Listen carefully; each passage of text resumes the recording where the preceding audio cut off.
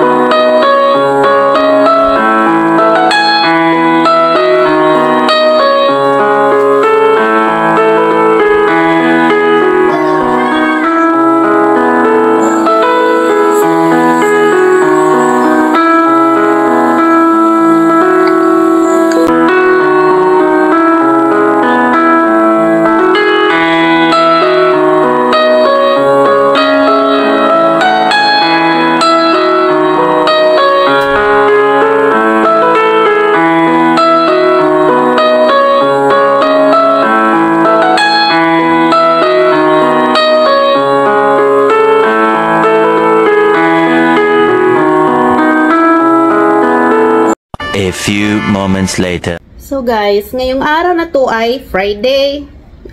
Nag-intay ako sa anak ko na si Michael kasi kapag Friday, maaga yan sila darating, like 1:40. Darating sila. Anong oras? 1:39. Wala pa rin. Basta mga around 1 or 2. Before 2. Ganun. Kapag Friday. Tapos, okay, naka-rest kami ng baby girl ko. Nag-nap kami. Alam nyo guys, ito kasing si Sophia, baby girl, may sakit. Hindi pa talaga siya totally gumaling. Hindi pa siya magaling talaga. Kasi may ear infection. Pero palagi ko naman pinapainom ng gamot.